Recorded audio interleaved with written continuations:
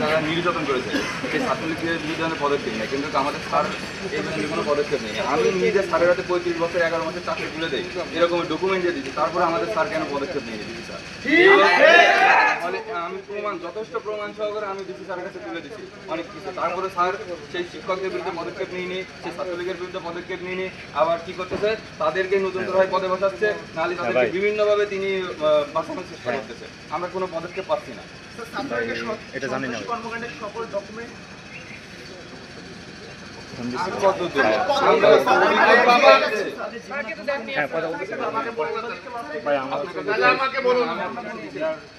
আমাকে বললা বলে তো আমি জানতে চাইলাম যে তোমরা যে কথাটা বলতে চাচ্ছি পুরা কথাটা শুনতে হলে আমাদের সময় লাগে, দেখতে হবে কি কাগজপত্র আছে। স্যার আমাদের ভার্সিটি থেকে স্যার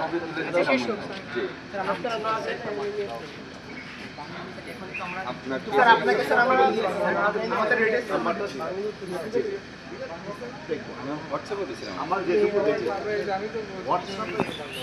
হোয়াটসঅ্যাপে যখন একটা মেসেজ আসে তারপরে ওটা কি হয়, তারপর আরেকটা যখন কথাটা কি হয়, ভাষা কথা তোমার এই বক্তব্য কোর্টে যে টিকবে কিনা এটা বুঝবা।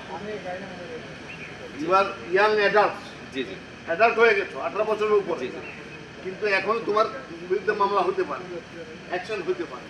তাহলে এইটার জন্য এই প্রজ্ঞাটুকু তোমার থাকতে হবে যে একটা লোকের বিরুদ্ধে কি অভিযোগ টিকে আর কোনটাতে কাজ করে। কাগজগুলো সুনির্দিষ্টভাবে দাও, আর তোমরা যেগুলো অ্যাকশন হচ্ছে না কেন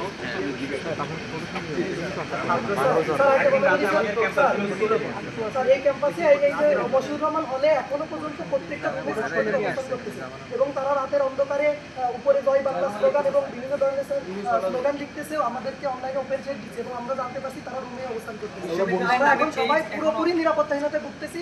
বিশ্ববিদ্যালয় প্রশাসন তাদের বিরুদ্ধে কোনো অ্যাকশন নিচ্ছে না, তারা রুমে অবস্থান করতেছে। আমরা প্রত্যেকটা স্টুডেন্ট ভয়ে এবং শঙ্কিত। স্যার আমরা একটা 19 জন শিক্ষকের বিরুদ্ধে লিখিত অভিযোগ দিয়েছিলাম এবং প্রমাণ সহকারে ডকুমেন্ট শিক্ষকের ভিতরে কোনটা আগে ধরতে হবে বা কোনটা দাও দেখো।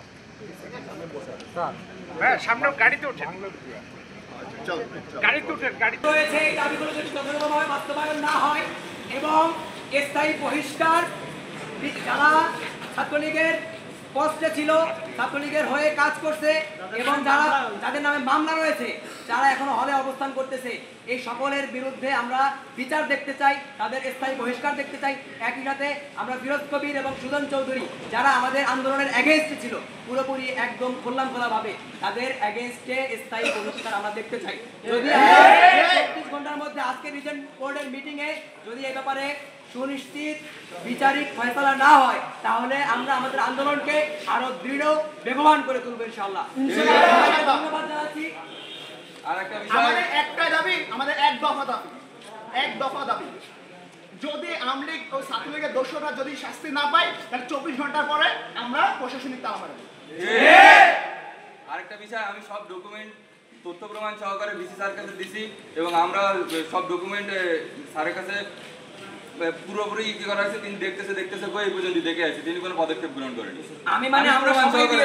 আমরা সবাই গণস্বাক্ষর দেওয়া রয়েছে, সবাই আমরা স্টুডেন্টটা কালকেও যেই শহীদ মশিউর রহমান হলে যে প্রেক্ষাপট তৈরি হয়েছিল সেই প্রেক্ষিতেও আমরা দিয়েছি, কিন্তু কেন প্রশাসন এগিয়ে নিচ্ছে না, এটার বিরুদ্ধে আমরা প্রশাসনকে অবহিত করছি, প্রশাসনকে আলটিমেটাম দিচ্ছি।